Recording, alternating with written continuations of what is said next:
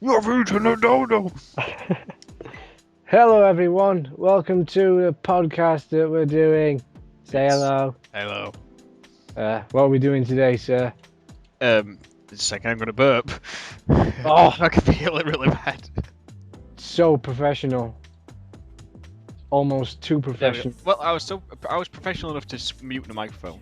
Yeah, but you're also professional enough to go get some animal biscuits prior to recording. We've got to eat while recording. Anyway, so in this one we are talking about our favourite games of this year, and then in the next one we'll be talking about the ones that we hated this year, or were disappointed by this year, or the other ones. What's the other list now? I can never remember what to call it. Noteworthy The games. noteworthy games that we didn't play and we wanted to play or didn't play enough of. Who's going first? You, because I asked the first question yesterday. Oh, okay. Farming Simulator 2013. Oh. Oh, Woodcutter Simulator 2030. I'm joking. Okay. You know what? I'll go with the really stereotypical one for me, because if you've followed me for a while, you know that I'm like massive on this game. Counter-Strike Global Offensive. Oh, I love it. It's awesome because it's Counter-Strike and it's better than COD. Oh, But is it better than the other two Counter Strikes, which are exactly the same? oh, not exactly the same. You complain about COD being the same every year. What about Counter Strike? Yeah, but if you look at the amount of Call of Duty titles to Counter-Strike titles. Yeah. Anyway. Yeah, I like Counter-Strike because it's good. Good.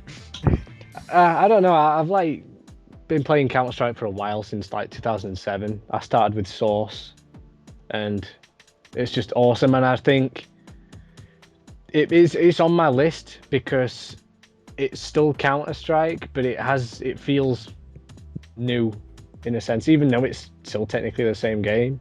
Yeah. It does feel new. Like Source was starting to get a bit stale.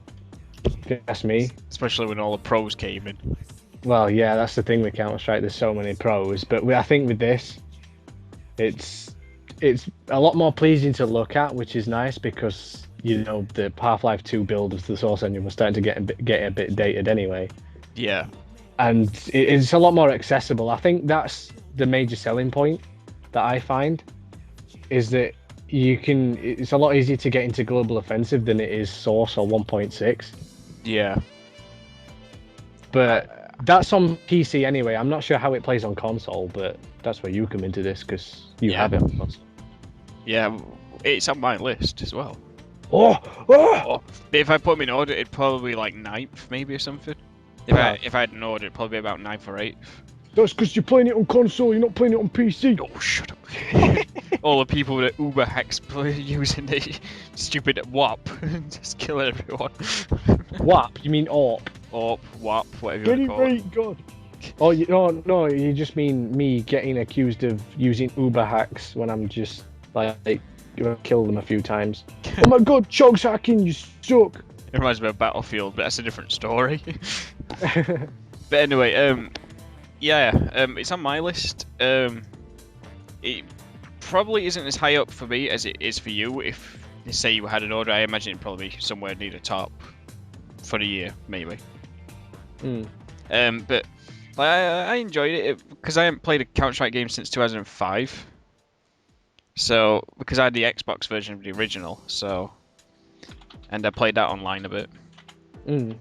So I grabbed this one and it was pretty fun. I like the idea of having a couple of other game types besides, oh my God, there's a couple of hostages and everybody's going to lose because everyone's just going to kill you until everyone loses and you can't get the objective anyway.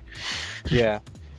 So I liked the fact they put in domination and the what's the one called? Arms race. That's the one, yeah. I can never remember the name. I keep wanting to call it gun game, but it's not. Well, it technically is gun game. Yeah, but I liked the fact that they put those in because just something different. Yeah. And it does feel more accessible for new people, even though I'm playing on console. But yeah, I had a quick go on it on PC when it was free, Yeah. to play, and like it was a bit easier to get into than it like the other ones. So, This PC's better. but yeah, it's got a couple of flaws here and there, but I think it's pretty good overall. Yeah, I mean, the good thing about Counter-Strike, well, this one anyway, is the fact that because Counter-Strike is such a massive game, they've been updating it left, right, and center. You know, they had the beta out for God knows how many months. And Yeah. because it's like one of the biggest competitive games there is out there, they update it like pretty much every week, every 2 weeks. It's always downloading updates. Yeah, I saw when I was on there, I saw like a bunch of maps that weren't on the Xbox version, so Yeah, they've yeah. been added in. So Which yeah. is why Gay Ben is the best man ever. I still disagree We with all you. pledge allegiance to Gay Ben. I still especially disagree with you. you. Okay, let's move on before we get just ramble on. Right. I'm going to pick from this list Hitman Absolution. Oh, I think like the first time I played Hitman was this year because I didn't play any Hitman until my birthday actually. oh. This year because I got a copy of Blood Money Yeah. for my birthday, and like I was really surprised with how good like the story was and like the gameplay was, and then I was like, yes, I'm excited for the new one now. But while before I was just like, oh, what the hell's this? Ooh. Yeah, I mean, like, my experience with Hitman is, like, I got Blood Money. Well, actually, no, if I go back really long ago, I saw one of my mates had Hitman 2. I Yeah. was like, oh my god, this game looks pretty good. And thought nothing of it. And then Blood Money came out. I bought it for, like, top dollar when it first came out on PS2. Yeah. Like, I played the first mission. And then I could never get past the second one because you actually had to use your, like, you know, you couldn't just like run and gun and blow everyone away. Yeah. Well, you could, but it was just extremely hard. Yeah, I it was was. like, ooh. At the time I was like young, and then as I've grown up, I've sort of like started to want a game like that. So I was like building up for Hitman Absolution. I thought this game's going to be awesome. I mean, And I actually own it, but the only thing is I haven't played too much of it. you see, I own it. Apparently I'm near the end of the game. I haven't quite finished it yet, mainly because it came out just after Halo 4 did, and I was still playing XCOM, and like there was a lot of games that came out once for me while I was still playing. So it's I've sort of been popping it in here and there, just like playing it. But like overall, from what I played, like I don't feel it's as good as Blood Money, but it's still a really, really good game. Like the gameplay is really good. It's funny, like listening to like the guards talking to each other. Yeah. They say some hilarious things, like the conversations they have. And like I like the idea of having like a couple of smaller sections in the levels instead of like, you know, having one huge section where if you fail then you have to start all over again. Yeah. Well, I suppose like I haven't played too much of it. I'm like only a couple of levels in. Yeah. But like one of my favorite parts about the game is the ragdolls. They're just so priceless. They're hilarious. They're just so floppy. Ragdolls are hilarious. Yeah, they made the game for me, to be honest. And I think one of the gripes that I have with it so far, well, there's a mini gripe and a big gripe. The big gripe is the fact that on PC the loading times do get a bit excessive. Really? I would have thought that would be the problem on console. Well, It loads really quick on console. Well, if you think about it, it'll have been optimized for console and then ported over to PC. Possibly. Like most AAA games. Yeah. Like Northern Line had the same problem anyway. There's that. But I also don't really like the one thing that's sort of to annoy me is the fact that there's no quick save. Yeah, like the little saves that you can do. Because if you want it, like, I like to play it almost perfectly. Do you know, like, if you get spotted or, you know, people see through your disguise, Yeah. I'm like, shit, I'm gonna restart now. It's just force of habit because, you know, although you can carry on playing like that, I prefer to do it, you know, like stealthily and almost do it perfectly. Yeah, I've been trying to do that since I got blood money. Like, I thought, Yeah. you know what, I might as well just try and do this as well as I can instead of going in all guns blazing. Yes, I prefer to do it perfect rather than just going, oh, that'll do, like completely making a hash of it. Trying to get all the signature deaths and like accidental kills and everything. Yeah, like things like that, because I think that's the more fun way to play it. The only thing is, it's just, you know, if you get far and like you cock up, you have to restart from your checkpoint. Yeah, Like and those checkpoints aren't in the most convenient places either. well, it's yeah, and it seemed like, you know, there's not very many of them. And plus, the only other thing I can think of that annoys me is the fact that every single enemy will respawn once you load a checkpoint. Which is kind of annoying if you've gone and just like knocked out a bunch to get to an area. It's kind of annoying. But yeah, overall though, I think it's really good. It's not as good as Blood Money, but it's really good. Well, I couldn't really comment on that because, for one, I've never played through Blood Money. Yeah. Even though I own it, it's probably still in mint condition actually. And I haven't played too much of Absolution, but I think it is like a really good game. Yeah.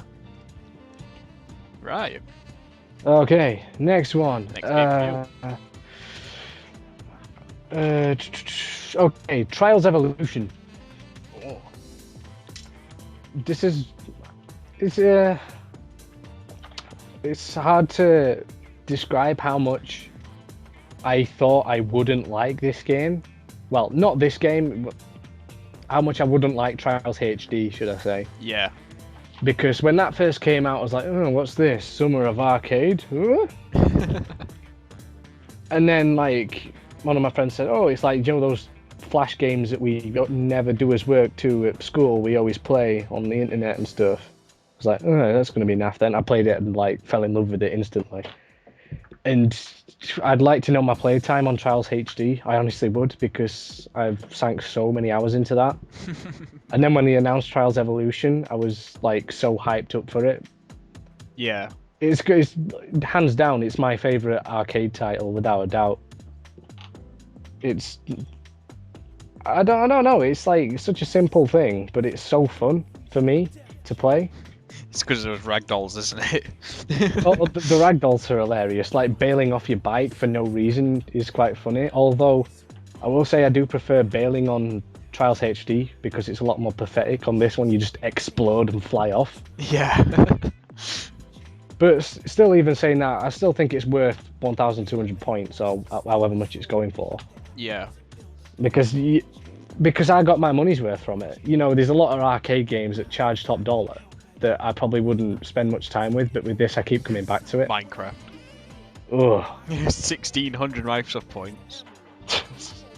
That's ridiculous, but yeah, and they keep adding more to it as well. I mean, the best thing they've done with that is the track editor, where you can make your own maps and share them in a similar fashion to what you could do with Far Cry 2.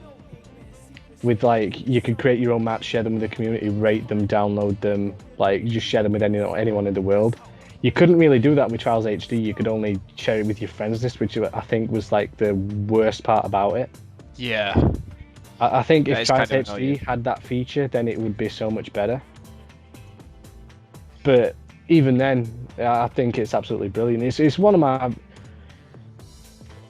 It's one of the games that's just fun. You know, there's your games that, like Hitman, that are a bit more serious, and you think, wow, this is awesome. But I think Trials is just light-hearted fun. Yeah. Well, I mean, it was on sale the other day. Like, both Trials HD and Trials Evolution were on sale the other day. Along with all the downloads for them. And, like, I thought about picking them up, and I realised that it was, like, the day before when I realised that they were on sale. So just like, damn. Because I was thinking about picking one of them up, but... So I'm going to wait around for the next time it comes on sale, and I might pick it up. Well, I do recommend it. I mean, I still need to buy the latest DLC, The Riders of Doom. Yeah. But, you know, there's so much playability from the actual game you get anyway, and then there's infinite amount of stuff you can do with the community. Yeah. There's a lot. There's so many fun like player-made maps and whatnot. It's just one of those things that like, oh, I've got nothing to do. I'll play Trials or something like that. I absolutely love it. It does look pretty fun. So, what's your next game? My next one, I think I'm going to go with Sonic Racing Transformed, or whatever it's called. Sonic. Let me read the official box name because it's got a huge name. Sonic and All Stars Racing Transformed. There. I'm not sure whether I've heard of this or not. Please elaborate. Basically, it's like the Sega version of Mario Kart, but it's like it's weird because it's got like it's got like a bunch of Sonic characters in there. It's got like other Sega characters in, like the dwarf from Golden Axe or Crazy Taxi Guy and stuff like that. And it's just like a kart racer pretty much. But in this game, it's weird because it's like not every single track is just your standard. Oh, go around a track 3 times and win. Yeah. Some of the tracks like change like lap after lap, and like there'll be points where you have to go a completely different way around the track, or like this place will crumble away, so you have to transform your car into like a jet or a boat or something to get around. You have a completely new layout on the track, and it's got some really cool weapons in it as well, like little items to use on each other, and it's not like got rubber band AI in it from what I've seen either, like in all other racing games, which is like nice. I'm so sick of rubber band AI. Like, you remember on Burnout where you get miles ahead in front and all of a sudden all the AIs would be right behind you from nowhere. Yeah. I know that feel. Yeah. So it's just like nice to play a game that hasn't got it, or if it's got it, it's not very apparent. Yeah. And it's I don't know, I've just been playing it a lot. I didn't get it straight away when it came out because I just didn't have the money at the time, and mainly because I was playing Halo 4, XCOM, and Hitman Absolution. So I don't know. I think it's a really good purchase. It's actually fairly cheap. It's like £22 or something on Amazon. That's all right. And it's got like online on it as well, for split screen, all that stuff. It's actually made here in Sheffield. Like, it's made by Sumo Digital in Sheffield. I didn't know Sheffield had any developers. They got a couple. They're mainly like.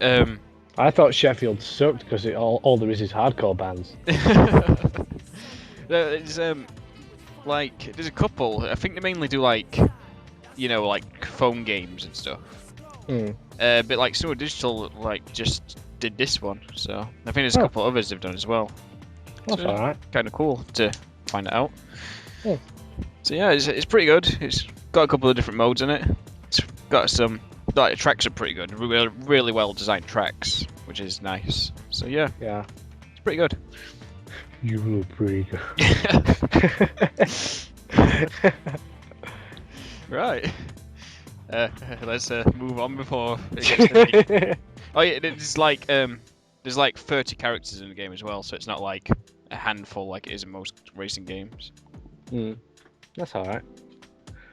Well, okay, so I'm gonna go with a weird one because you could argue that this isn't a sort of new 2012 thing, but in my eyes it is because it was released. The Devil May Cry HD collection. What? But Chog, that game came out. All those games came out ages ago. But they didn't come out in HD format, did they? Oh. In a big bundle for like £25 or however much. It was funny because I bought it from Amazon. Yeah. And like if you pre-order it, they give you like a guarantee, like you always get the lowest price. Yeah. They must have changed the price last second, and I got refunded a penny. They sent me so many, like an email with a big massive receipt telling me like all the details, like payments to my accounts, receipts explaining what's happened, for the sake of refunding a penny. I remember that. I remember you posting like a screenshot of it on Facebook. Yeah, it was just like the biggest receipt I'd ever received. And then they started at the bottom, a payment of 1 penny or something like that. Yeah, it was stupid. But yeah, onto the actual games. Devil May Cry is one of my favorite game series anyway, just because it's one of those games that I've always played from, childhood games. Yeah. So like, and I was actually planning to let's play it when I got it, but I didn't have any HD recording, so that fell through. But even then, I played it, when I got it, when I decided, what, I'm not going to be able to let's play this. Let's just play it anyway. So I played through the old games, and in all honesty, I found some slight differences in the actual game. Like little aesthetic changes, but there's not really much different. But the cool thing is, I suppose, is you've got all 3 games on one disc. Yeah. And I think for the money you pay for it, if you're a fan of the games like I am, then I think it's worth it. I mean, yeah, you can argue that there's much better games coming out this year, but I have spent a lot of time with it. You know it's a better game. Well, actually, no, we'll say that for next time. Yeah, let's not get into that. But even then, I think it's good to have games on the modern market that are not totally easy, and because if you're not really familiar with Devil May Cry, it's gonna kick your ass. Yeah. It's so hard. I mean, Devil May Cry 3, the original version of that's regarded as one of the most hardest games ever. Apparently, like I've read up on it. Yeah. It's like on hardest games ever list. That game always seems to come up, to the point where on the re-release of like the special edition of it, they actually toned down the difficulty of the normal difficulty. Wow. It's like I've heard of companies like ramping up the difficulty a bit when they re-release games, but not like lowering the difficulty. yeah, it's because it was ridiculous. Like I always played Devil May Cry on easy anyway because I was young. I couldn't play the games for toffee, but like the original game, the original version of Devil May Cry 3, which I have actually, the original version's easy mode is the re-release's normal mode. Yeah. And then if you suck at that, there's an easy mode that's even easier than that.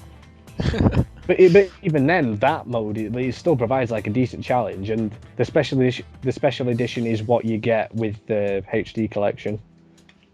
But aside from that, Devil May Cry 1 still never fails to kick my ass anyway. It's the kind of game where if you die, you know what you did wrong. You learn to play the game, and you do realize yourself getting better at the game. There is a learning curve that you notice. Yeah. With all the moves that you can do and stuff like that, and you just generally get better at the game rather than just point and shoot games of the modern era. Yeah, it's like a different style of gameplay. I mean, I think that's possibly one of the reasons why Minecraft has been popular. Because like it's just completely different to usual shooting games. Yeah. You could argue that anyway. I don't know. Yeah. And to boot, the story's pretty good as well. Stories, Well, when games have me, good stories, it's good. I like games with good story. Yeah, I think for me, story takes priority over everything. For me, anyway. I've always liked a good story. Well, I feel like it has to be story and gameplay. Yeah, like it has to have a good balance between both. It doesn't matter about graphics or. Yeah, and not to mention Dante's just a big badass anyway.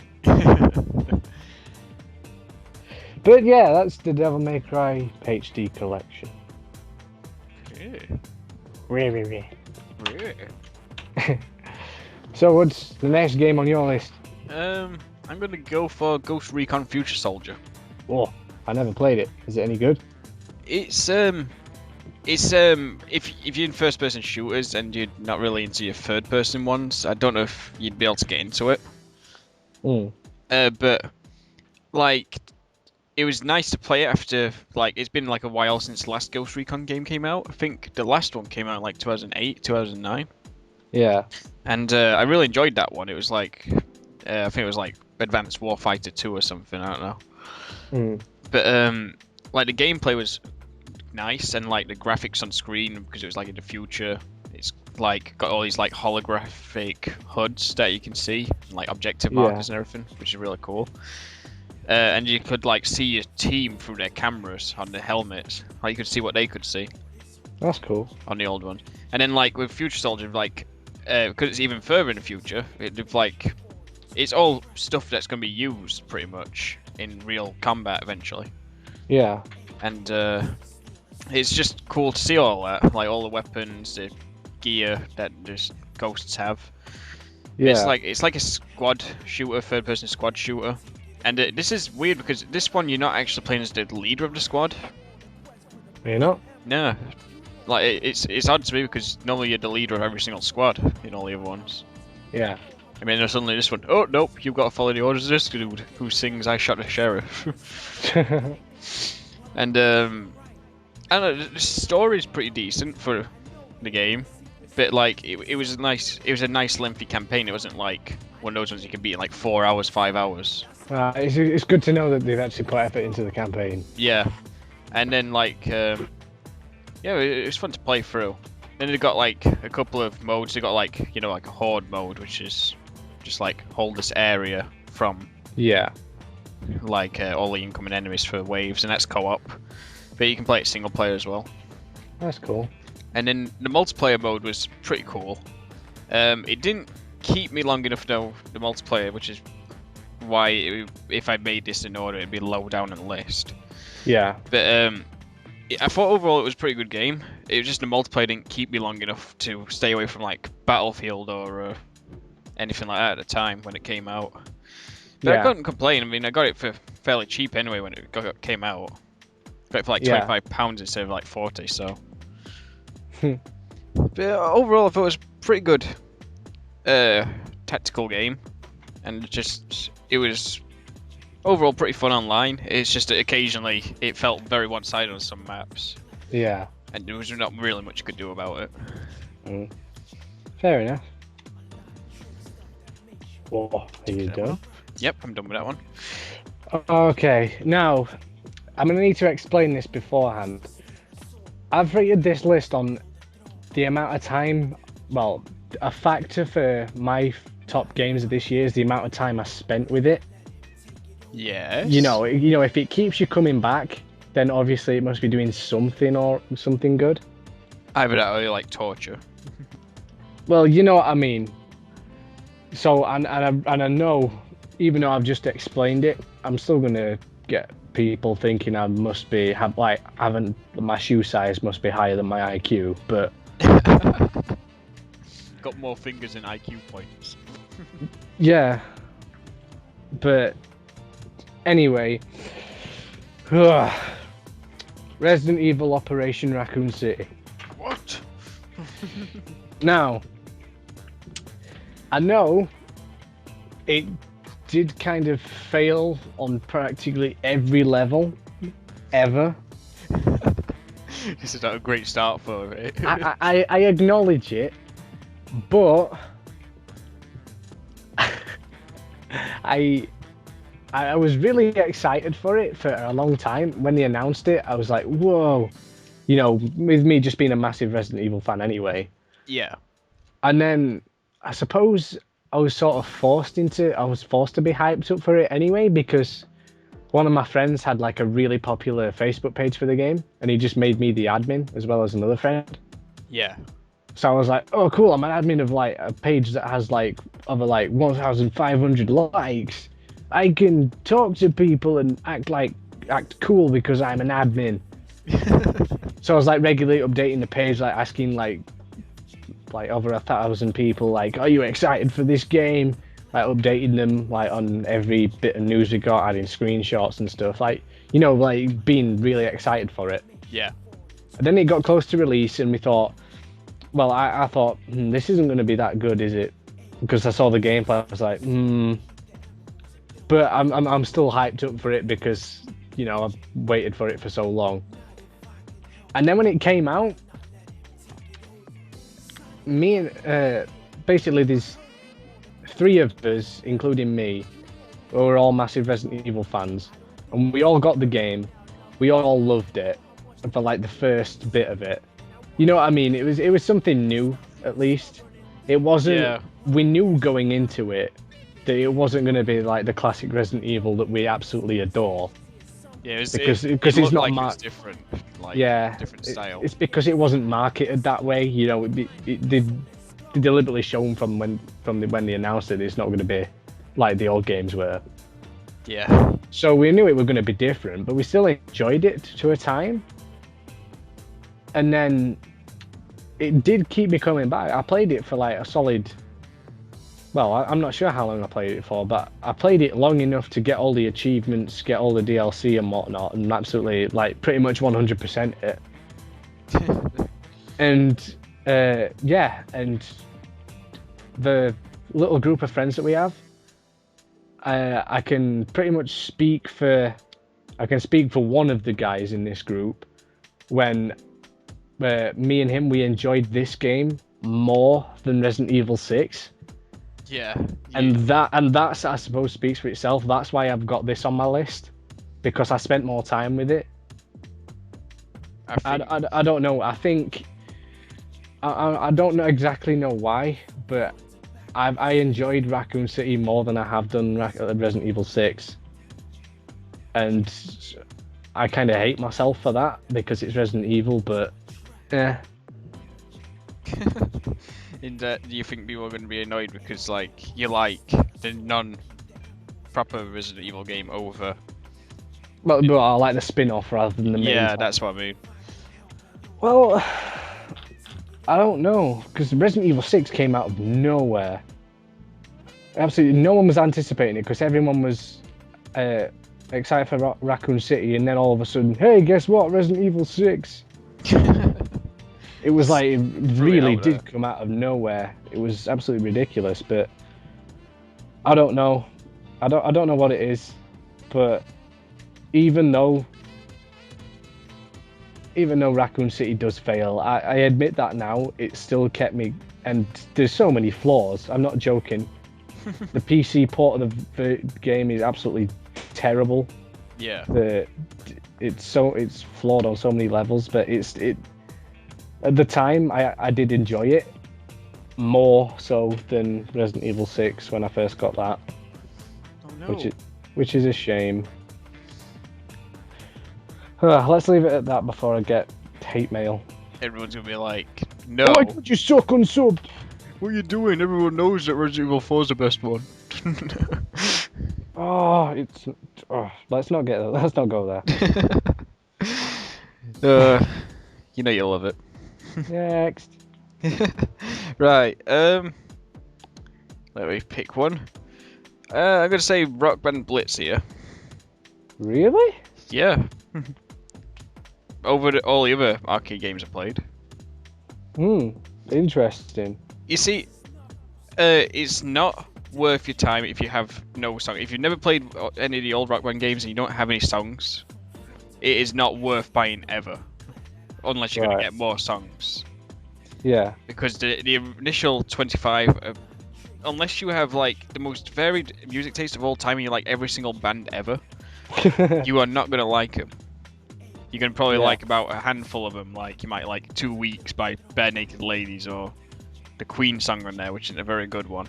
Or I can't even remember what's on the rest on it. It just like Move Like Jagger, whatever it's called, Maroon 5 on there. Oh, really? Yeah. Oh. It's just like, ugh. But there's a handful of good ones.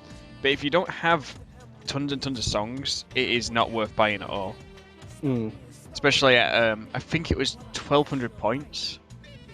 It might have been 800, I'm not sure. So unless you got plenty of songs behind you, it's not worth getting.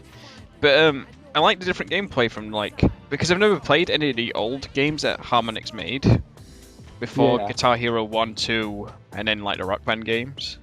Yeah. They used to make similar games to this sort of style of game, like music games, and just like they made Frequency for PS2, didn't they? Yeah, Frequency and Amplitude, I think. Yeah.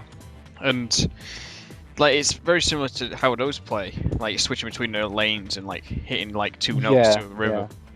And it's cool if you got a lot of songs. Like this is the thing, I gotta keep bringing this up. It's you gotta have a lot of songs, otherwise it's gonna go stale really, really quickly. Yeah, I can imagine. Because there's only like 25 on there, and they're not very good. But I thought it was really good. We've got a couple of videos of it, and it was fun to play. I keep hopping on it every now and then, like if I'm gonna like start a long gaming session or something, and I want to play something that's not a shooter straight away. Yeah. I usually flip that on and just play a song I haven't played yet on it or something, because I've got loads of songs. I've got like 400 songs for Rock Band, so. Huh. Yeah. But I think overall it's a pretty great game, but it's a bit pricey. Yeah. Unless it's going to get even more pricey if you got no songs. So. Yeah. I suppose so. It's hard to explain because there's not much gameplay to it, but it's fun to play. So. Yeah, I mean, I suppose if that's your kind of thing, because I've been I sort of grew out of rhythm games for a while. Yeah. You know, I stopped playing, like, probably about 6 months after Rock Band 2 came out.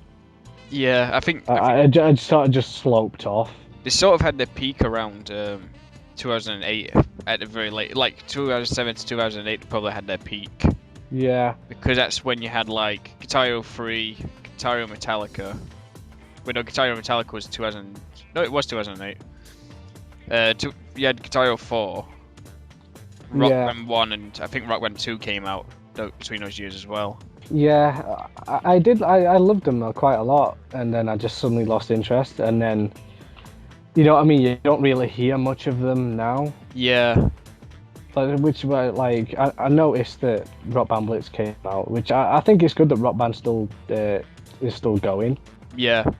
Oh, they're still going pretty strong. They're still releasing songs every single week, so it's like. Yeah, which I suppose that's probably why it's still going strong. Yeah, and Rock Band 3 was pretty good. It was a pretty good update to the series. It wasn't just like change the colours a little bit or change the graphics a bit, like it was on every single Guitar Hero game after release about 3 every year. Yeah. So. But cool. It's pretty good. How much is it? It's either 800 or 1200. It might have come down in price if it's been 1200 though. Yeah. Okay. Ooh, are we done? Yes, we are done for that one. Okay. Max Payne 3. Oh, this one's on mine as well. Now, if I was rating my games, this would be one of the very top ones. Yeah. Purely because it was. I said it in my Let's Play of it, but it was one of the only games of recent times to actually, launch the game and actually be physically blown away from start to finish. Yeah. Of how good it is. It was just one of those games because I didn't do much research of it before I bought it. I just knew, Max Payne 3, I have to have it because it's Max Payne. Yeah. Because I'm a big fan of the older games, and so I just bought it, launched it, and just thought, fair enough, I'll record my experience through it, and it was honestly absolutely amazing. The story is like one of the best campaigns of recent memory. For me, it's up there with Gears of War. Yeah. The Gears of War campaign's awesome, and I think Max Payne 3 goes alongside it, along with like the Halo trilogy and stuff like that. Yeah, I thought it was really absolutely good. Love it. It was a decent length as well. Yeah, I thought it was decent. It wasn't as long as the older games, but for a game that's 29 gigs, which was absolutely crazy. Like, that's one thing. If you're gonna buy it on Steam or whatever, good luck with the download. Oh, it's on 3 discs on the Xbox. Yeah, that's absolutely crazy. But yeah, like the gunplay, everything about it is absolutely amazing to me. Absolutely everything. But that's just from a single player, and then I actually tried out the multiplayer. and I was blown away by that too. Just because how fun the multiplayer was. I don't know. I think the whole Max Payne 3 experience is something different. It was very different. It was very fun to play. You know, you think third-person shooters, you think like Gears of War and stuff. But that, to me anyway, that's the first thing that comes into my head. Yeah, it's when one of the you first think third things that comes to person. mind. But it's different on so many levels that it was actually, I wasn't expecting anything that happened. And, you know, not to mention it's Rockstar, so it's going to be good no matter what, because Rockstar are, like, awesome. Yeah. Well, it's because it put a lot of detail and attention to all the game. It doesn't matter which game it is. Like, even if you don't like the game, you've still got a lot in there for the people that do like it. Yeah. And not to mention, well, I've already said it, but, like, the story's, like, amazing. Like, Max Payne's voice is... Yeah. Oh, it's awesome. I wish I could talk in that voice, so I could just give monologues of my life. Just monologue all the time, and like people will be like, "Whoa!" Just wake up first thing in the morning and just talk in Max Payne's voice and narrate my day. How awesome would that be? Be pretty awesome. It was very fun though. The game was very fun, like you said, like play through. I mean, I played it a lot later on than you did because like my dad bought it for himself, and then like. Yeah. I was like, oh, I'll play this eventually once he finishes it. Yeah. And then, like, I enjoyed it. It was fun to play through. The story was really good. I liked the visual style as well, you know, like how it keeps like putting up random words and like the shapes. Yeah, the visual style is amazing. I don't know how to explain that style, but it's really good. It's sort of comic-y. It's like a gimmick from the older games where they were actually static comic strips, but they've made them moving. Yeah. And, like, it's really original, and it's extremely fun. Yeah. But I think it's one of the only games this year where I don't have any major complaints with. Yeah, I probably agree with you there. It had like a decent length campaign, story was good, gameplay was good. Yeah. If I had to gripe with it, it would just be the fact that there wasn't many multiplayer maps to start off with. And I think they banked on just DLC. Yeah. I think that was the reason that the multiplayer started to die off in like a smaller time frame than what it should have. Yeah. Well, I mean, like on the Xbox, it died out pretty quickly online because like it stopped being on the live activity lists really quickly. But, like, I think that's a shame, to be honest. It is because like. If you look at the other Rockstar games that are on there, they're still holding on in that list. Like, GTA 4 is consistently in the top 10 every single week. Yeah. And, like, Red Dead Redemption's still up there in, like, the top 20 half the time as well, so... Yeah. But, you know, I think it's... For me, this game restored my faith in AAA games. Yeah. Because, you know, going into this year, I thought, man, all AAA games suck. Like, you know, I was really big on indie games. Like, indie games are the way forward, you know, having just played like Amnesia, Penumbra, loads of independent mods coming out and stuff like that. Binding of Isaac, I was really into. Daisy. But yeah, Max Payne 3, it's awesome. You should buy it. Yes, pretty good. Should buy it for something. It's really good. I would definitely, out of all the games that I've mentioned so far, that would be the most recommended. Yeah, I'd recommend that one. It's got a goddamn seal of approval. Could you imagine Wall-Smith's face being stamped on? Wall-Smith's face in like a gold colour. Yeah. Like a gold stamp that's a seal of approval around it. Yeah. You should make that. Oh, if I was talented in Photoshop, I would. Okay, what's your next game? Right, next one. I'm gonna go with XCOM. Oh, and see, this is on my list as well. Oh, look at that convenience. Mhm.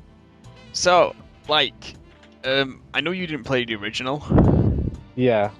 But I'd honestly never heard of the originals. I was like, I saw loads of press for it. You know, like on the back of my manuals and stuff. Yeah. Like, or random ads online. I was like, what the fuck is that? Well, like, most people like me that are into XCOM, from playing it like the original or like one of the originals from when you were younger. Yeah. Except for probably there was like 2 that were naff, and then there were 2 that were there was 1 that was decent, 2 that were naff, and then there was the really good one, which was the first one. And I think most people, like when the announcement trailer came out for an XCOM game, everyone was like, "Oh, they're making an XCOM game," and then they made that first-person shooter trailer set in the 50s, and I was like, "What the?" And so was I. I was just like, "What the hell? Who decided to make this?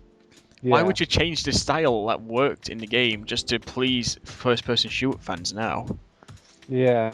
It was sort of really annoying. But then to make it up for that one and try and get people more interested in that one, they did like a sort of reboot or remake. I don't know which it'd be classed as. I'd say reboot. And like it was really well done. They kept very faithful to the original. Like a lot of what was in the original is in this one. There's 1 or 2 things that aren't, like having your base assaulted by aliens. Yeah. That's not in this game. One thought that crossed my mind is that they might have ditched some things in favor of accessibility, which seems to be a lot of developers are doing that nowadays. Yeah, they're ditching a lot of complicated things for the sake of accessibility. Yeah, like it did seem very easy to get into. It worked really well on the Xbox. I don't know about on the PC side, but it played really easily and well under control. See, on the PC, I had 0 problems with it whatsoever. As someone who's completely new to the series. Yeah.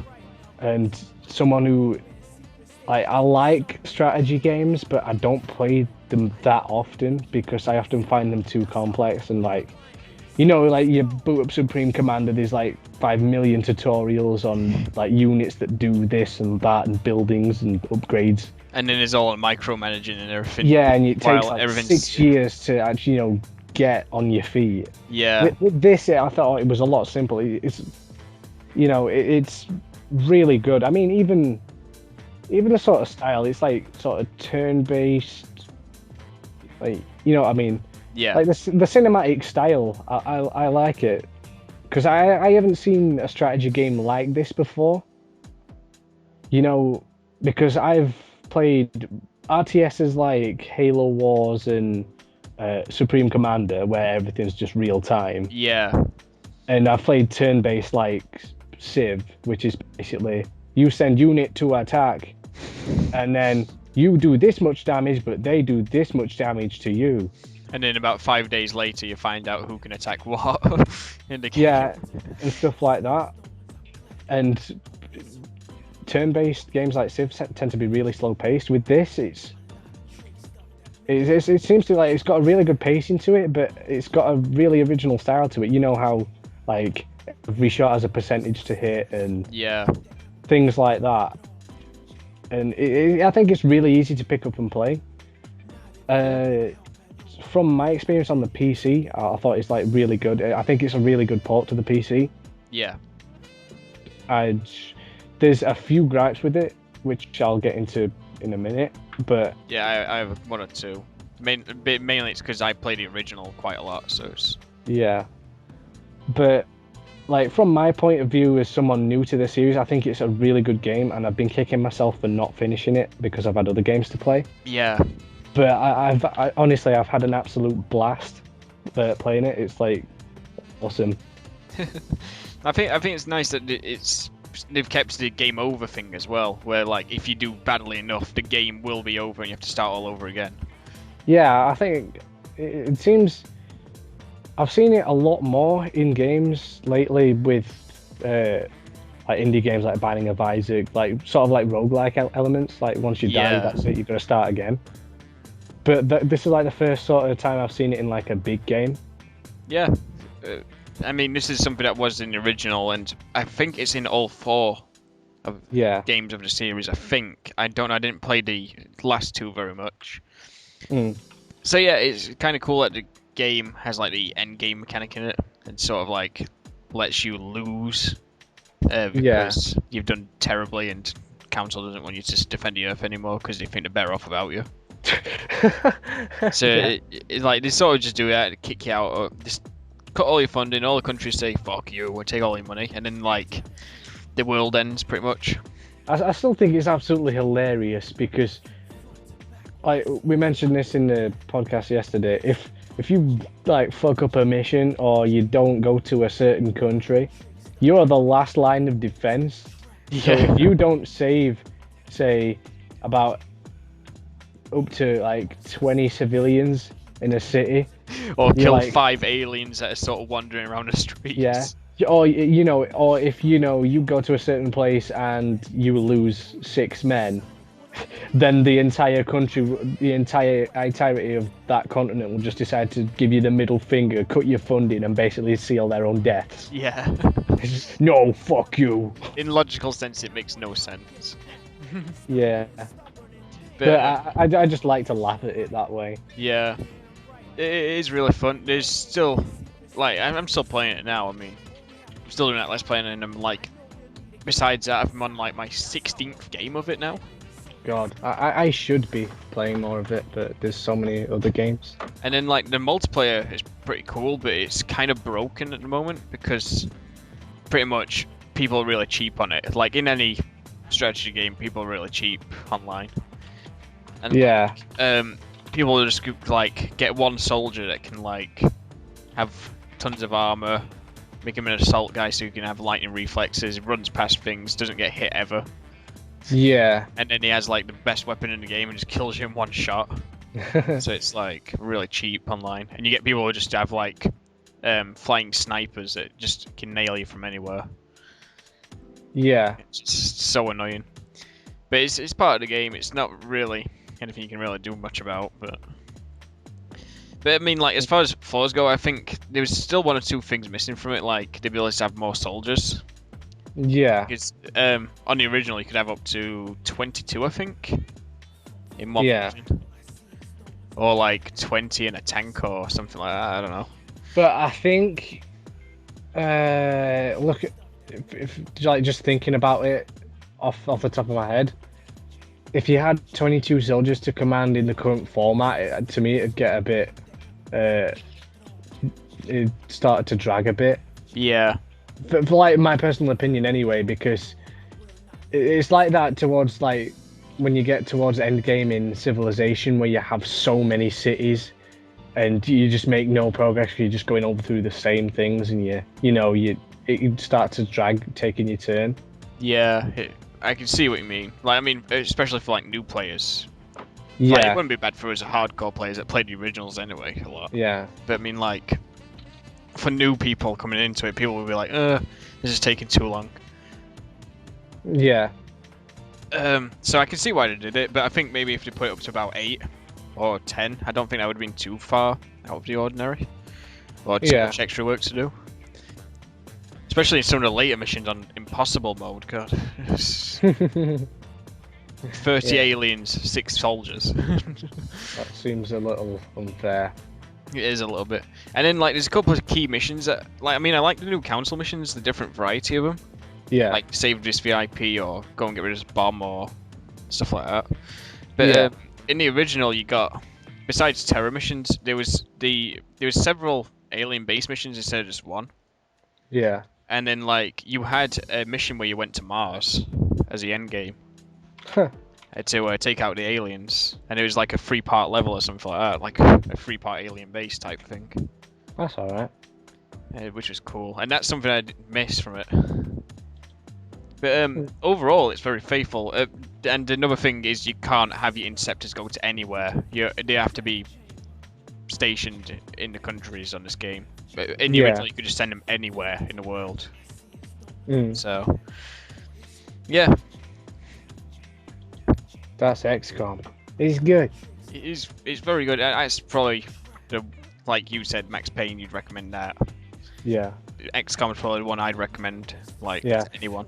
The only thing that I want to mention about it with the PC port that I've been playing is the only thing that started to get on my tits is the fact that when you go on like certain ship missions and stuff, or you go like buildings with numerous levels, the camera starts to get a bit bitchy. You'll hover your mouse over a place where you want your squad member to go. Yeah. and it won't go over it. It'll just think you're pointing to somewhere else on a lower level. So you've got to like really mess around with the camera. You've got to like really play around with it until you get a decent perspective and you can tell your squad member where you actually want him to go. It just takes that little bit extra messing about. Yeah. It seems a bit of a nitpick, but it does get on my tits. I can understand it. But I mean, like, I wonder if playing with the controller would fix that. It probably would. That's the thing. Because you can. Apparently, it's just exactly the same if you put like the Xbox controller on the PC version. A lot of people do that anyway for just like regular games. Yeah. But yeah, that's what I mean. I'm guessing it's just a problem with the PC controls. I think it's probably something to do with with strategy games like that anyway. I think it's just part and parcel of it. Yeah. But oh well. For all I know, it could have been patched, but it might have been. I don't know. They haven't really had to update the Xbox version, so. It's probably because it was optimized for that. But yeah, that's the one I'd recommend, and I think you can get it for a decent price now. So yeah, it's never seemed a bad price to me. I've got my money's worth out of it, so. Yeah. I bought it at full price, so. Cool. Right. Next. Okay. Borderlands 2. Whoa. More like Borderlands 2. Oh, you should end the Skype call. Leaves. Shuts down channel. Fuck you. But yeah, Borderlands 2 was probably in every way awesome, just as much as the first game was. The first game to me was a lot of fun, even though I picked it up sort of late. I picked it up in late 2010, I believe. I got the Game of the Year edition, so I got it real late as well. Yeah, I got the Game of the Year edition, but it was extremely late 2010 because I remember I traded in Black Ops for it because it sucked and I got that instead, which was probably the best choice I've made ever. And yeah, I absolutely love the original. I do really like first person like RPGs like that. Yeah. But at the same time, Borderlands was completely different because it had its own style. Not talking just from a aesthetic point of view, with its cell shaded crackdown style graphics. Yeah. I mean, it had its own personality. It didn't take itself seriously. It was the first game was made with like co-op and fun in mind. Like you can tell that from like loads of the side quests and actual quests. Yeah. Because you can tell that they were made with co-op in mind because like a big arena type side quests where there's loads of levels and loads of different enemies. And one thing that I really liked about it, which I hadn't really seen before, was that the difficulty scaled to the amount of players that were in your game, which I thought was like awesome. Yeah, I remember that. It was like, if you were playing single player, then you wouldn't have any difficulties with it. That's the thing with a lot of co-op games. Well, games with co-op enabled, like sometimes you'd have to call upon friends to help you. Like Left 4 Dead.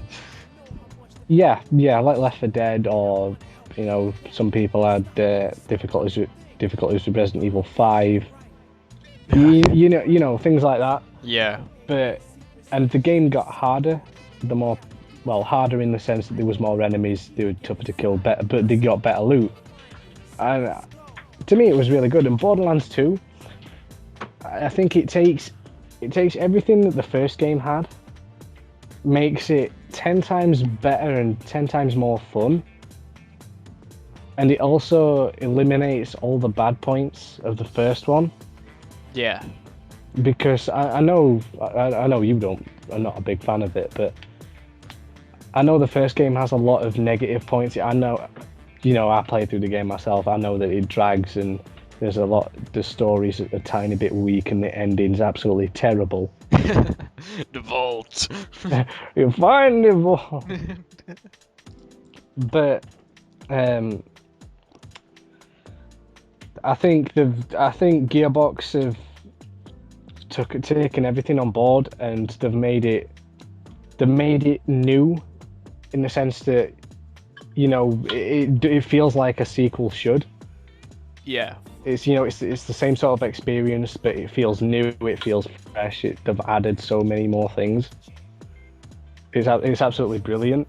So it's not like how Crackdown 1 when it's Crackdown 2, where it's like fairly very similar and not really much expanding. Yeah, meanwhile at Call of Duty.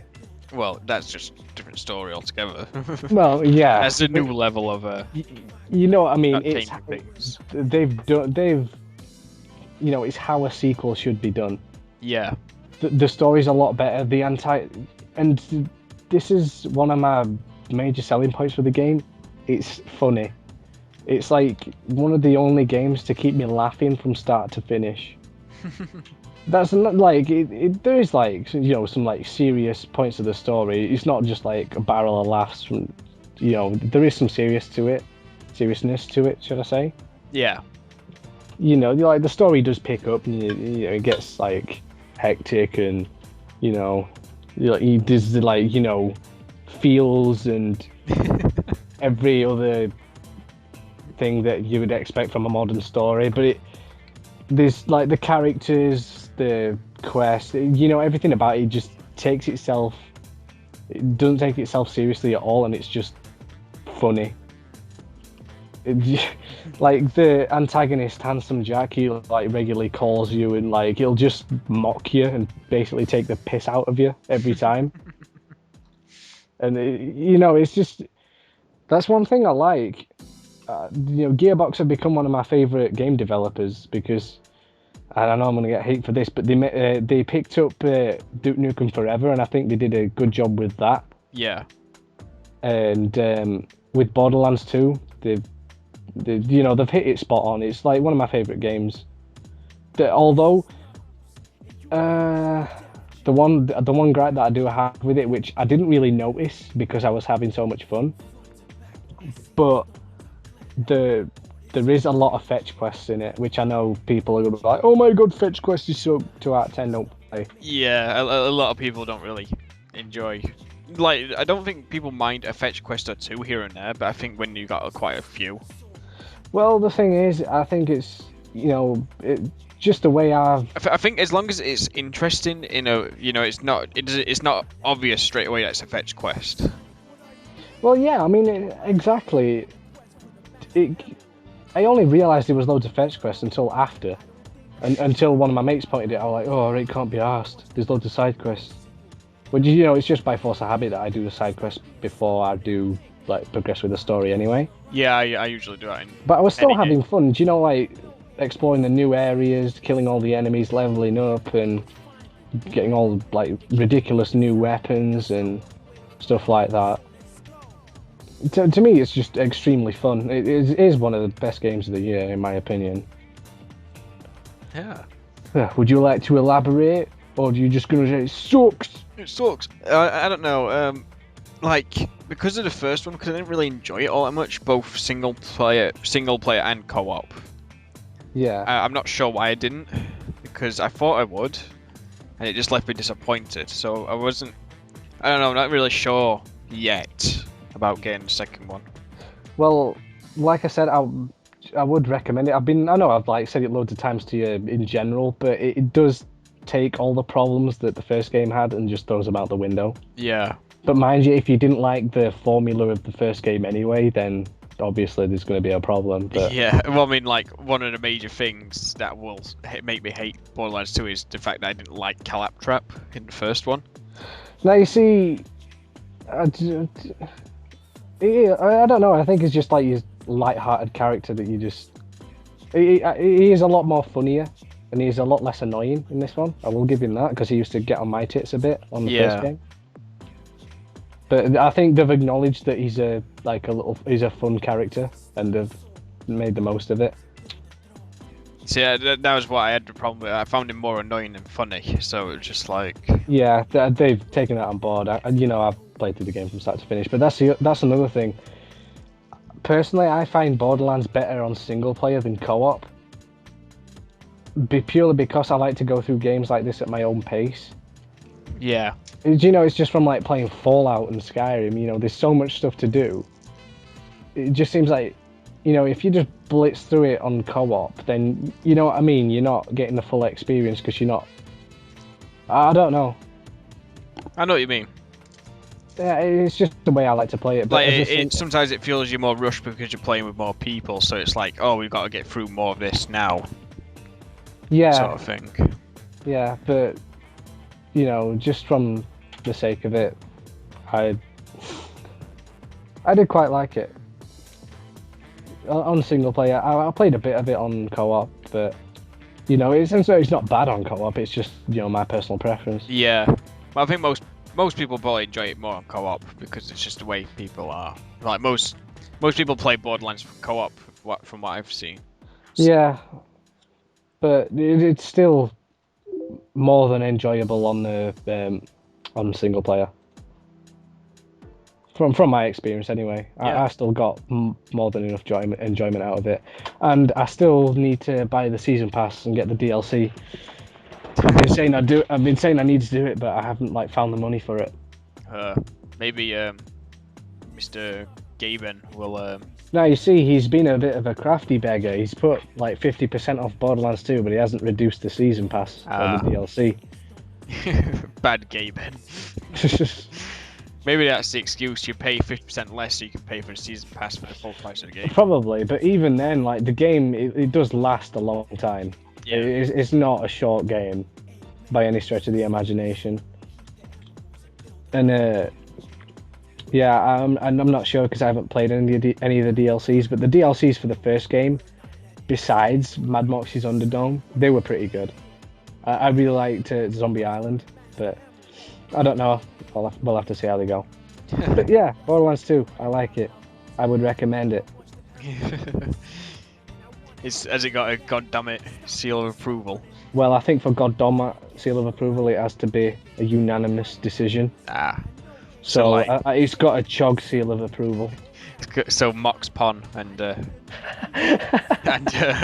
XCOM have got the seal of approval. Yeah. Right. Is that everything you got to say about it? Indeed. Rightio. Right. My next one is Sonic Adventure 2. Oh. Even though this game came out in like 2001 on the Dreamcast, they re-released it in HD on the Xbox like last month. Right, it was like the day after Resident Evil 6 came out. But this is probably one of my favorite games of all time. Yeah. Just because it's because the story, like, you got two separate stories. You got the hero story and then you got the evil story, and they both connect up to make the final one at the end. And you can play through both as multiple characters. That's alright. And then there's like 180 different missions on the game after you've beat the game. And it's getting like A ranks on every single mission as well. So you have to get like a really high score, really good times and everything. Yeah. And, I had it on the GameCube, so it had like a bit more to it than the Dreamcast version. Yeah. But on the 360, you have to buy that separate, like the extra like expansion, which is unfortunate. I think they should just bundle it all together. Crafty beggars. I know, it's Sega being crafty. They did the same thing with Sonic Adventure 1 as well, though. Yeah. When they released that on the 360. But like, I've sunk about 30 plus hours into it at the moment. It's not compared to how much time spent on the GameCube version, but but like I love just going on there from time to time, just trying to get a couple of like emblems on it, like for each mission, or like trying to get my rank up so I can finally get all the achievements. And it's one of my favorite games for just like the story, and then like some of the boss battles are great. Like I love the final boss battle. And I think for any Sonic fan, it, like, even if you're into just a retro side-scrolling one, I think this one is like one of those must-have ones for the franchise. Yeah. And I think everyone should play this version because the HD remake of it is well, it's not really much. I don't know if it's a remake or if it's just like a re-release. Yeah, it's supposed to be HD. It looks good on my TV, but I'm not sure if it's if it's just upscaled or not. So Yeah. but I think it's a good price at the moment. It's like 800 points. So it's a fairly long game. You got a lot of stuff to do in it, and there's plenty of stuff to get addicted to in it. The 2-player mode is fun as well. The battle mode on it. But yeah, they've added leaderboards to it as well. So it's like, yeah. Oh, I can do a boss attack faster than you. So it's just really fun to keep playing that game still, after still been playing it for about 8, 9, 10 years, something like that. And it's just nice to go back to it in HD now, and got achievements and stuff. Yeah. So is it on your top 10 because it's does it have bonus nostalgia points? No, I'm doing the rating as in like as if I just played it again, like for the first time. Well, yeah, fair. Because like the nostalgia points, yeah, that would help. That'd probably make it go up to like top 4 or top 5. Yeah. I think this is more like about 7th or 6th, just because it is a re-release. It's not. Yeah. It's not. Yeah, I know what you mean. Yeah. But it's a really good, worthy one, I think, for like anyone who likes some platforming action. Meanwhile, yeah. Chog is platforming. I don't really have anything to say about that because my experience with Sonic goes to about playing the original on the Mega Drive every now and again, and maybe Sonic 2 on the Mega Drive. I was a boss on Sonic 2. And that's about it. As far as Sonic goes, I've never been a massive fan to your extent. Yeah, yeah. But, there's nothing wrong with them, so... Yeah. There we go. Cool. My seal of approval. Okay, here's probably one of... I don't know how to put this because there's been so many good games this year, but this is definitely one of my favourites. It's... there's a lot of... In my personal ranking sort of thing, there's a lot... Call of Duty Black Ops 2. Whoa! You spoiled it! No, there's a lot of competition for first place, but this one is a definite strong contender for my game of the year, and it's Cry of Fear. Oh, but it's not even a game. It's a mod, Chog. What are you doing? See, I refer to it as a game because it practically is. Well, yeah, I mean, it's like DayZ, even though I know you're not the most fond of it. It is pretty much its own game outside of Armor, because it's like... Well, yeah, I think it is its own game, because if you think about it, if you look at Half-Life 1 and the way that plays, and then you look at Cry of Fear, yeah, and the way that plays, they play totally different. They feel completely different. Yeah, well, exactly. So I'd class it as a game. So yeah, if it's got a lot of detail to it, it's got its own story and like own gameplay and everything. It's gonna be. Yeah. It's definitely its own game. I like to know where to begin because, like, when this game first came out, and oh god, when it first came out, I didn't know anything about it, and it was actually PewDiePie that like introduced me to it. Oh. And back then, I was like sort of okay with him, and then like I watched a bit of every now and again of him playing it, and then I just thought, you know what, this game looks pretty good. You look pretty good. So, I actually like enjoyed the story, like a bit like pieced together bits and bobs. So I went out and bought Half-Life just for Cry of Fear because I can't stand Half-Life 1 anyway. And installed it on whatnot, and me and 2 friends, we played through it and we recorded as reaction cams to it, and honestly, it has to be one of the best experiences I've had in like survival horror, like ever.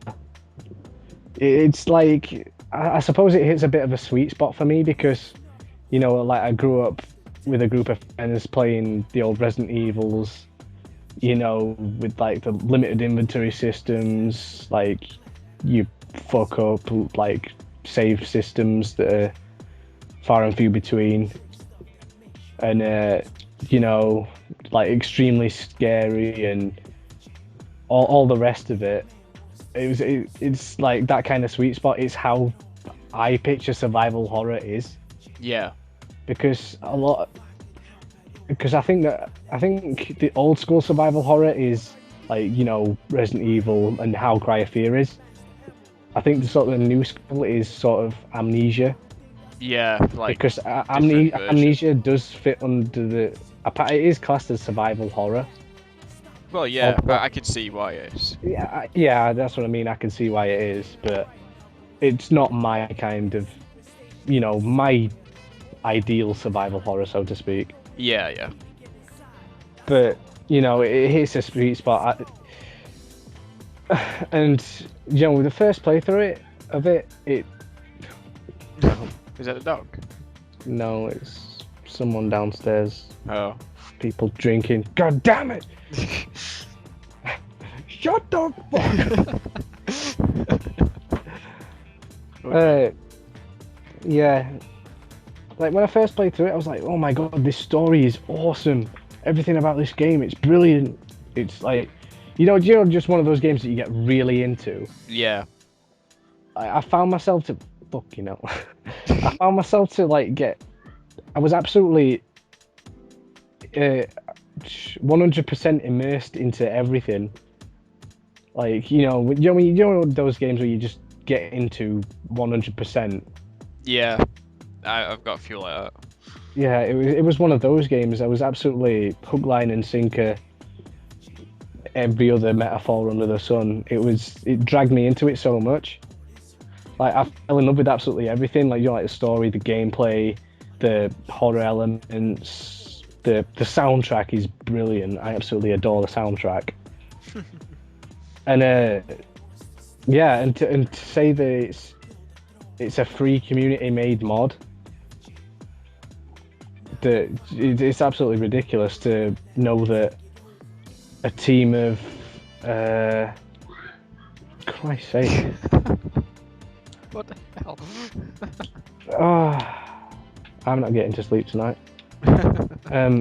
It's absolutely crazy to know that a team of about five or six, well, definitely under 10 anyway, like 5 or 6 people, that includes voice actors, just made the game of I think it was sort of like a couple of years. Yeah. It's crazy to know that. For fuck's sake. But yeah, it's definitely one of my favourite games this year. Yeah. Without a doubt. Just because I'm a big survival horror fan and it ticks all the boxes. But looking back, you know, just from Let's Playing it at the current moment and going through it again once the initial sort of hype about it for me has faded away, and I still like it, but I'm playing through it again. Yeah. I've started to notice bits, you know, where you just start to notice like slight flaws with it, you know, like every game has. Yeah. I don't think any game is like perfect. It's like when you fall in love with a game and then you start to ignore everything bad about it. Yeah. It was sort of like that, but even then, I'd still recommend it. It is a bit of a mixed bag though, because I don't know. It is definitely one of the scariest games I've played. I do stick to my guns and say it's scarier than Amnesia. Yeah. Because Amnesia is slightly predictable, but you could argue that some places in Cry of Fear is predictable. I think when it comes to horror, it's just down to personal preference anyway. Everyone's different when it comes to horror. Well, yeah, I mean, like some people like what's it called? Is it Fatal Frame or something? That one where you're walking around with a camera taking pictures, and that's the only way you can see the ghosts. Yeah, I mean, like everyone reacts to things in different ways. Like some people say like Fear's the scariest game ever. Well, yeah. Well, it was for me when I was younger because I was young and yeah, like it was like just random jump scares, like random images that flash up on your screen. You're like, oh my god.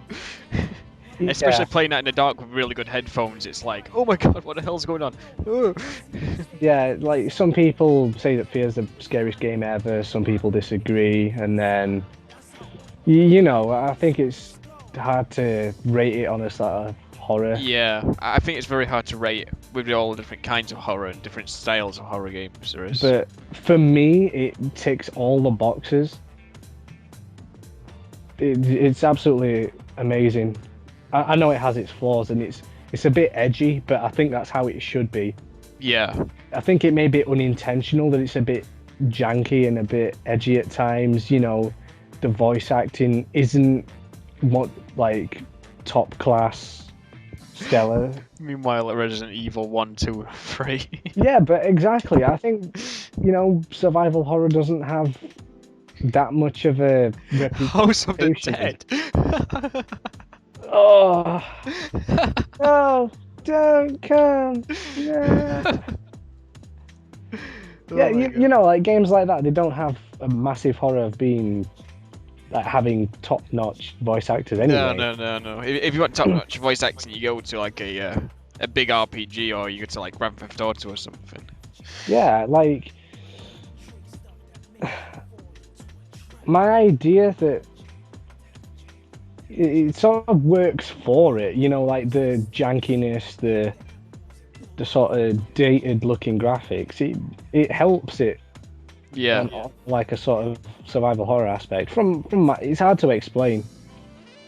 I think it just goes to show, you know, you don't need like top-notch graphics. You don't need much to make a scary game. No, you don't. I think more horror comes from your imagination, like not knowing what something is.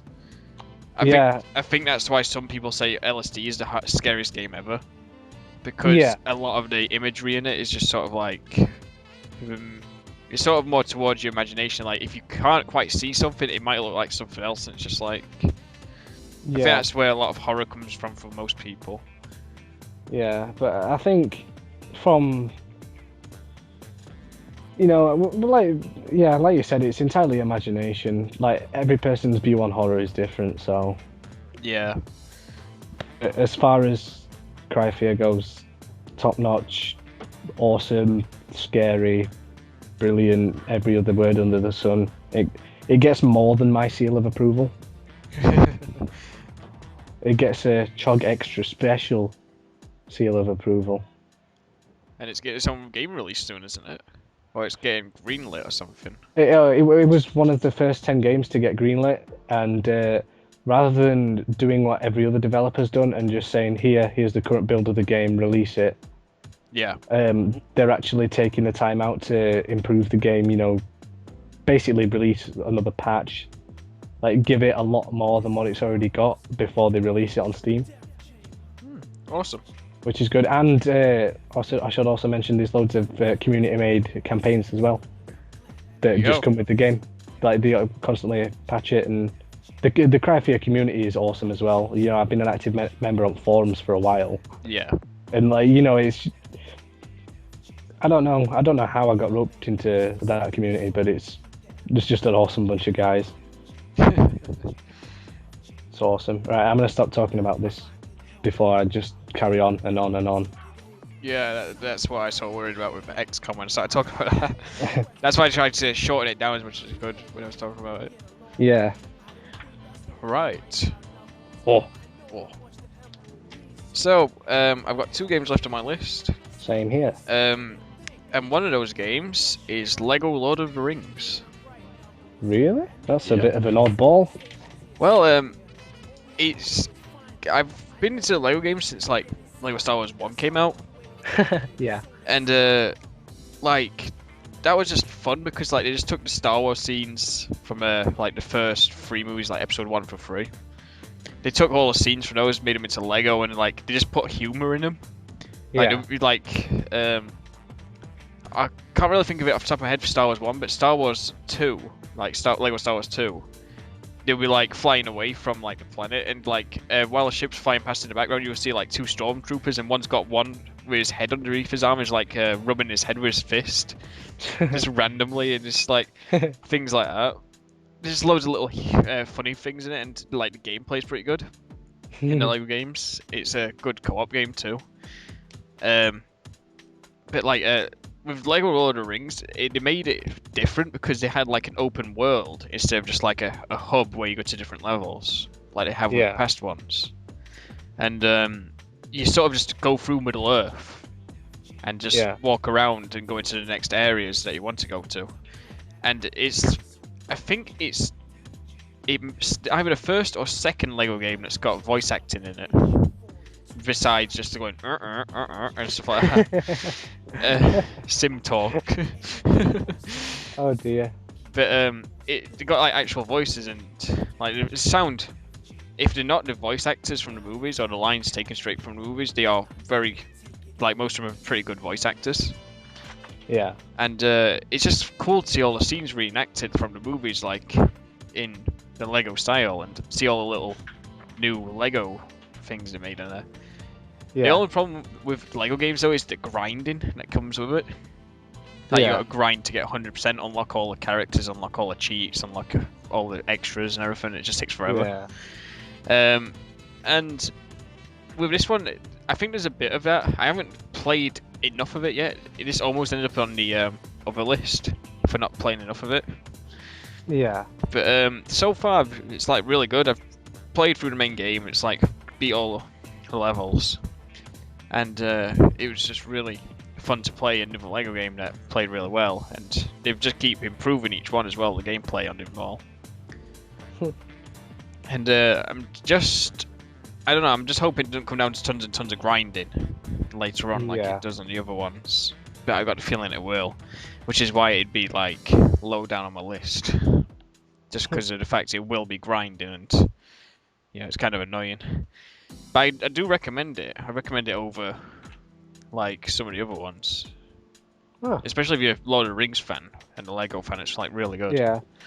I think with the like my view on Lego games is like I haven't played any to my knowledge. I may have played like sort of like a couple of the really old ones, but like my knowledge, they're just like small little fun titles. Yeah, that's what it is. You don't really take them seriously. It's just. I think if like people got like younger, like brothers or sisters, like games, or like you got cousins, or you're like a dad or something. Yeah. It's a really fun game to play with like another person because it's 2 players, so you can be like playing alongside them. It's not like complicated or anything. It's just fun. There's a couple of puzzles here and there, and just some good, fun, simple fighting and stuff. So it's kind of cool. Nice little game to play with people. Cool. Right. Okay. Right. I have a slight feeling. I have a slight feel that I know what your last game is going to be. Yeah. And I've left it to the end as well. There's many feels that you can feel. So my penultimate game of the year is going to be. You're going to have to take it with a slight pinch of salt because I like salt. Because I haven't played that much of it. Oh. But I can already tell from playing what I have played that it is going to be awesome, and I am going to thoroughly enjoy it. And that is Sleeping Dogs. Slopping pooches. Slapping pooches. But yeah, it was originally meant to be True Crime Hong Kong, wasn't it? Yeah. And then would that be the third True Crime game? It would have, yes. Yeah, thought so. It makes me laugh every time I think about it because who was it Activision who owned it before? I think it was, yeah. Yeah, Activision was like, they were making it and they think, we've lost faith in this, fuck it. But they just cancelled the series. And then Square Enix picked it up and it did awesome. Yeah. Well, you know what I mean, it did better than I expected it to do. Yeah, it was Activision who sucked it up. Yeah, and at first I didn't really think much to it because, there was other games. I saw gameplay of it and it was like, But then, I started to come around to it. I think what I did is I randomly decided to nostalgia myself and look at videos of the first true crime game, which I absolutely adored. And then I thought, Sleeping Dogs, let's look at that. And I actually thought it was pretty good, so I played the demo on Steam. And I absolutely, it was amazing. I did thoroughly enjoy it. Yeah. And it does seem from the demo like it'd be like a really good game to play. And that's my extent of actually playing it, because my copy is dispatched. It's through the mail. I'm expecting it next week. But yeah, I've wanted to buy it for a while, but it is like really good. From just playing the demo, you can tell that it's just going to be awesome. Yeah, I had that with like Crackdown when the original demo came out for exactly. that, and everyone bought it for the beta. Yeah, and I think it's rare to see a game like that nowadays. It is. Because most demos tend to be naff. Oh yeah, it is like one level, and it's just like, this is good enough for you. But I've been out of the sort of loop in terms of open world GTA style games anyway. Yeah. So coming back to Sleeping Dogs, I do think I'll have a lot of fun with it. And as I say, take it with a pinch of salt, because I haven't played that much of it, so I can't really comment. Apparently it's supposed to have really good voice actors in it. They paid for top-notch voice actors in it. The characters, the story's supposed to be good, if a little bit too cliche. Yeah. But I can live with that, because most stories are cliche now anyway. So. But yeah, I do think the gameplay is really good. I do like the hand-to-hand combat. Even though a lot of people say it does get a bit samey, I don't care. It's still awesome. It does look pretty fun to play. I mean, it looks like it's a different sort of open world game as well from the usual. Yeah, and it's really cheap as well. It's gone down in price quite a lot, so I do think it's quite a good bargain. Yeah, it's one of those in the future I might pick up. I think it's maybe not game of the year, but it's certainly a damn good game. Yeah, I know what you mean. And that's really all I have to say on it, because I don't really have much else to say. But yeah, Sleeping Dogs, it looks good. Slopping frogs. Okay, and now for the game that we both saved till last. Yep. It's gonna be Far Cry 3! McPixel. Oh! So good. We have both saved Halo 4 for last. Of course we have, because it's awesome. It is. Because it's Halo. What else is it to say? Yes. Shall we just link off the Halo 4 podcast now? Yeah. We're not talking about it here. Go here. Then again, we didn't really talk about it, did we? Because that was before it came out, if you remember. Well, yeah, but still. It was oh my god, Halo 4 is going to be awesome. And But I think I should explain how much my jimmies were rustled. Oh yeah, your story. My jimmies have never been so rustled as they were before this game came out. Because let me explain the full story. I decided in order to be able to afford the limited edition of Halo 4 on Amazon, I decided that I'd trade 2 of my games in for Amazon credit. So I put the orders through, got packaged and sent them off and whatnot. And I was, while you're waiting for them to go through to Amazon, you've got to wait for the money to appear on your account. And I wanted to wait before the money. I wanted to wait until the money appeared on my account before I put my pre-order in, because I didn't want them to take ages, and then my money would be. They'd dispatch it. My money would be, withdrawn from my account when I didn't have it. That's the reason I didn't put my pre-order in. But it got really late. I think it was it the weekend before release or something like that? It was a weekend before release, yeah. Something like that. And it was like Thursday or Friday, actually. Something like that. And God. So I was like, yay, the credit's been added. Let's go on Amazon. Out of stock! What the I was like, at first I was a bit annoyed. Earlier on that week, they put the price up by £10. I was like, fucking hell, I'll have to scrounge some money. Yeah. And then they went and pulled that because it's an actual limited edition. They wasn't doing many copies at all, apparently. Yeah. Like, as opposed to, you can get limited editions of everything now, and it doesn't seem that limited. Yeah. Most of them aren't very special these days. Yeah, exactly. And we went out of stock. I was like, no, this can't be happening. And I looked everywhere, through every shop. I was like, no, like everywhere it was out of stock, absolutely everywhere. And I was like, I was really pissed off. I was like talking to you over Steam, wasn't I? I was like, my jimmies have never been so. You were like spamming Steam. You're like, oh, just like so angry. I've never been so rustled before. It was so bad, so bad.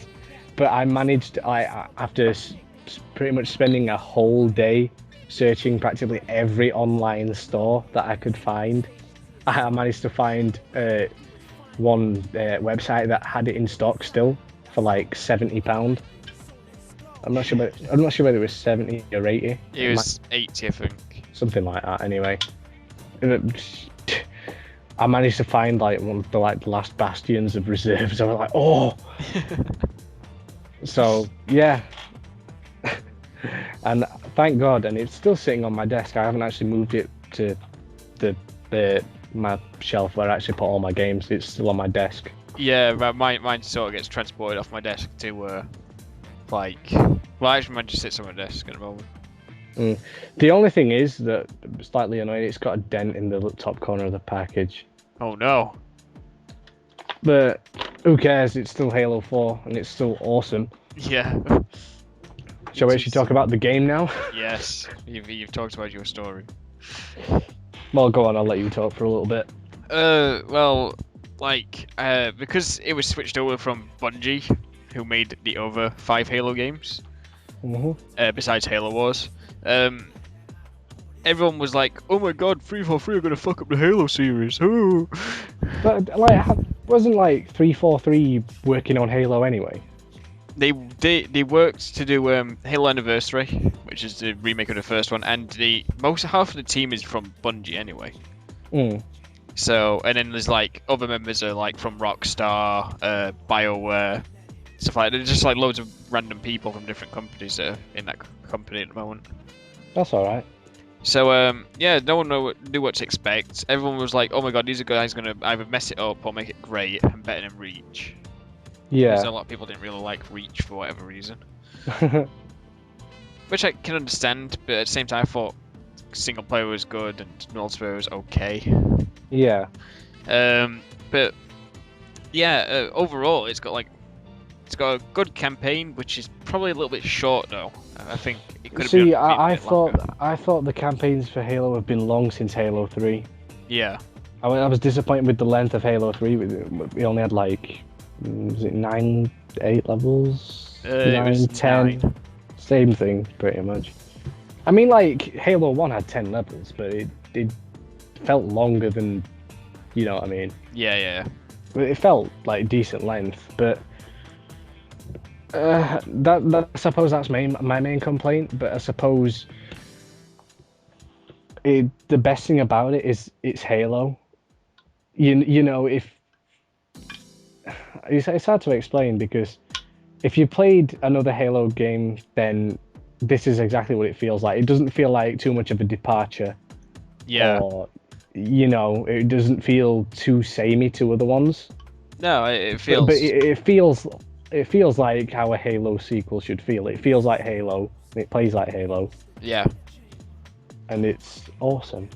It's pretty awesome, and they tried something different with the campaign, and I think it worked pretty well as well. They tried to put more emotion into the story. Oh dear. I think it went over pretty well for the most part. Yeah. Even if some people might think, "Oh my god, it's so predictable." See, I'm just waiting for the amount of hate they've got for, you know, the like 2 quick time events there are in the game. Oh yeah. All those quick time events. Oh my god, you ruined the game. But yeah, and like then they got the Spartan Ops thing, which like the update weekly. Well, it did up until like a couple of weeks ago, and then they're starting it up again in the new year. Yeah. Now that's cool. Yeah, I do think. I think looking at it logically, I think the campaign is short because Spartan Ops is there. Because there is so much content with Spartan Ops. Yeah. Because it's basically like probably it's definitely more playtime than what you would play the campaign. Yeah. My only complaint with it is the fact that it's if you play it on Legendary on solo like I have been doing, it's ridiculously unfair at times. It is. It's very unfair on solo. It's definitely made for more people. Yeah, exactly. You can tell that, you know, it's made for co-op. Yeah. But, you know, the story says that you're part of a squad.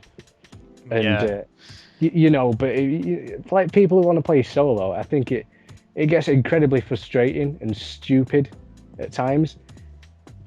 Like, you know, even from like just like small things where you'll spawn in just the fucking up the arse of the enemy. Yeah, and all of them to turn around and blow you away with fuel rod guns each. Exactly.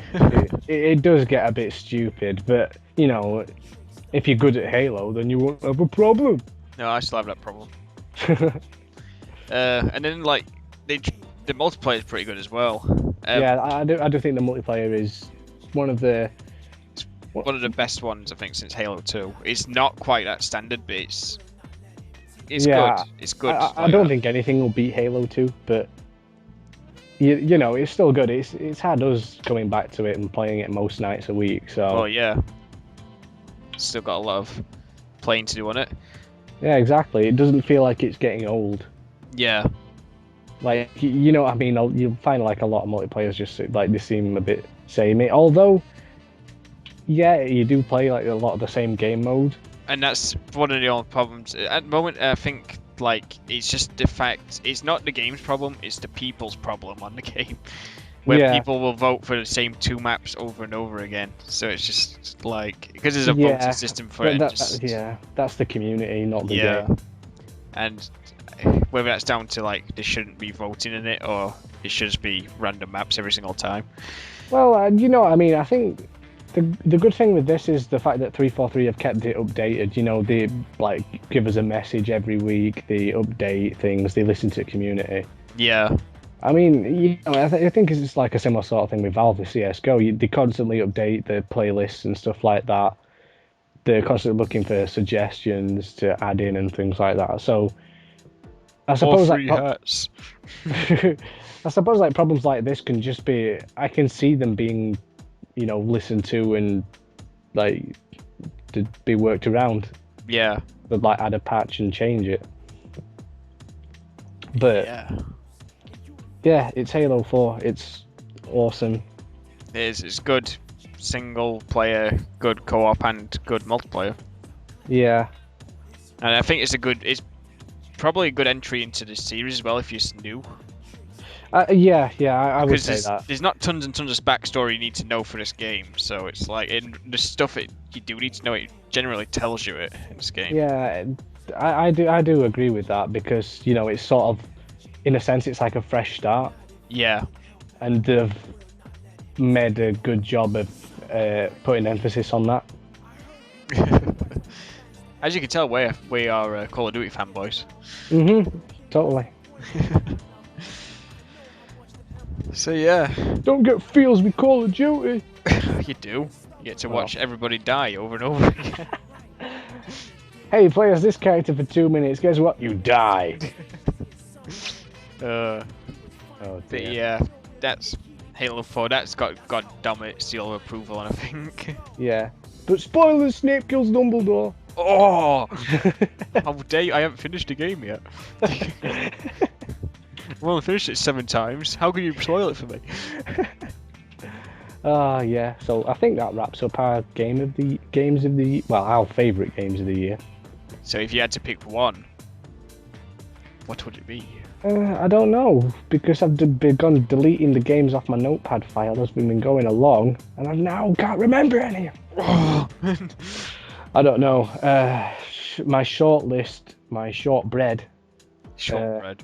Shortbread's like the best kind of biscuit. But my shortlist of candidates would be Cry of Fear, Halo 4. As much as I'd like to, I probably wouldn't put CS:GO on there because, you know, it's just Counter-Strike. It's only multiplayer. It doesn't have that much personality than, say, Max Payne, which is another candidate. Yeah. I wouldn't put Borderlands 2 up there because, as good as Borderlands is, I do recommend it. Yeah. I'd prefer Max Payne or Cry of Fear or Halo 4. I'd say they're my 3 games of the year. I would definitely say anyway. Yeah. What about you? It'd either be XCOM or Halo. But I think I'd put Max Payne on there as a third option to pick from. But it'd be most likely between XCOM and Halo 4. Yeah. And I'm tempted to say XCOM, but at the same time I'm tempted to say Halo 4. So. Well, yeah, I think that about wraps it up. Yeah. Games of the year. So that's our favourite games of the year part done. Yeah. So next we are doing the worst games of the year. Oh. Well, worst games in the sense that we find them absolutely naff or /disappointing. Yeah.